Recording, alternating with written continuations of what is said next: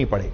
हेमंत सोरेन 48 वर्ष के हैं और उन्हें भारतीय सेना की जमीन बेचने के घोटाले में गिरफ्तार किया गया है। और इस घोटाले के बारे में हमने आपको कल भी बताया था कैसे हेमंत सोरेन, उनकी पत्नी कल्पना सोरेन और कुछ सरकारी अधिकारियों ने मिलकर बड़े पैमाने पर फर्जी दस्तावेज बनाकर भारतीय सेना और दूसरी जमीनों को झारखंड में पहले अपना कब्जा दिखाकर खरीदा, फिर इसके बाद इन जमीनों को औने पौने दामों पर बाजार में बेच दिया। और इसी के साथ हेमंत सोरेन पर यह भी आरोप है कि उन्होंने अवैध खनन के जरिए 1000 करोड़ रुपए का घोटाला किया, जिसमें उनके करीबी पंकज मिश्रा को ईडी पहले ही गिरफ्तार कर चुकी है। और हेमंत सोरेन अपने परिवार के पहले ऐसे सदस्य नहीं हैं जिन पर भ्रष्टाचार के इतने गंभीर आरोप लगे हैं। तो ये जो सोरेन परिवार है, चाहे वो हेमंत सोरेन हो या उनके पिताजी शिबू सोरेन हो, इनका भ्रष्टाचार से बड़ा पुराना रिश्ता है। और इस परिवार पर आज नहीं, वर्षों से, दशकों से अलग अलग समय पर भ्रष्टाचार के आरोप लगते रहे हैं। अब आपको थोड़ा फ्लैशबैक में लेकर चलते हैं, ब्लैक एंड व्हाइट के युग में लेकर चलते हैं। यह बात है वर्ष 1993 की, बहुत पुरानी बात है।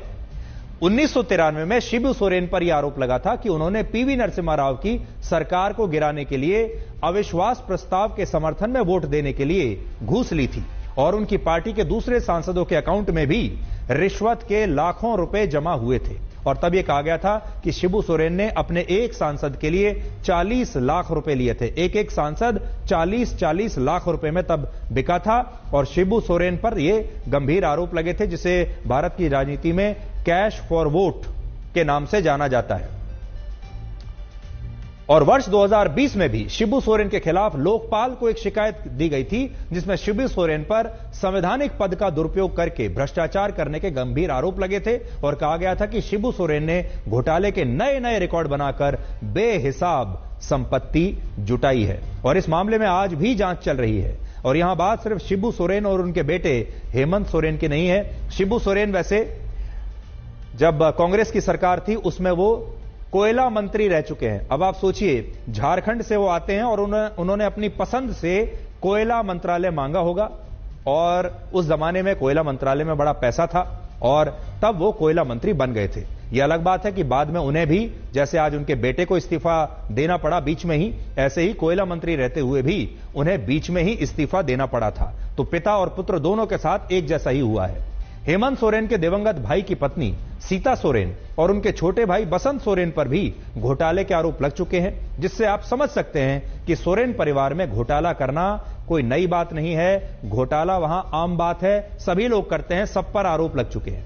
लेकिन लोगों के लिए इसमें सीखने वाली बात यह है कि ये नेता असल में गरीबों और आदिवासी लोगों की राजनीति करते हैं। देखिए, पहले एक आंदोलन चलाते हैं कि हमें अलग राज्य चाहिए, हमारी पहचान अलग होनी चाहिए, हमारे राज्य की जो अस्मिता है उसके नाम पर, हमारे राज्य में जो गरीबी है, हमारे राज्य में जो आदिवासी समुदाय है उनकी भलाई के लिए। कहते हैं कि ये आदिवासी समुदाय की भलाई के लिए सत्ता में आना चाहते हैं। पहले अलग राज्य बनवाया, फिर उसमें सत्ता में आए, अपनी पार्टी बनाई। लेकिन जिसे ये गरीबों की भलाई कहते हैं वो असल में भलाई नहीं बल्कि मलाई होती है, जिसमें ये नेता बड़े बड़े बंगलों में रहते हैं, बड़ी बड़ी गाड़ियों में, BMW में आते जाते हैं, प्राइवेट जेट से लेकर लाखों रुपए कैश अपने घर पर रखते हैं। जब कहीं बाहर जाना होता है तो सिर्फ प्राइवेट हवाई जहाज में जाते हैं और एक शानदार लाइफस्टाइल के साथ अपना जीवन जीते हैं। और बाहर जाकर यही कहते हैं कि हम आदिवासी नेता हैं, हम आदिवासियों के प्रतिनिधि हैं और ये सब हम आदिवासियों के उत्थान के नाम पर कर रहे हैं। अब आदिवासियों का उत्थान नहीं होता, लेकिन इनका उत्थान हो जाता है। झारखंड में सबसे ज्यादा 26% आबादी आदिवासियों की है और सोरेन परिवार भी आदिवासी समुदाय से आता है। और शिबू सोरेन और हेमंत सोरेन आदिवासी लोगों की ही राजनीति करते हैं। अब जो वहां पर लगभग 80 लाख से 1 करोड़ आदिवासी हैं झारखंड में, वो हमेशा शिबू सोरेन की पार्टी को इसलिए वोट दे देते हैं ताकि शिबू सोरेन का बेटा मुख्यमंत्री बन सके। लेकिन आदिवासियों को क्या मिलता है आप देख सकते हैं। सोचिए, अब ये जो परिवार है जो अपने आप को कहता है कि हम आदिवासी हैं और आज उन्होंने SC/ST एक्ट के तहत ईडी के खिलाफ एक पुलिस में शिकायत भी की है। अब आप सोचिए कि क्या इस परिवार को यह कहने का अधिकार है कि ये गरीब हैं?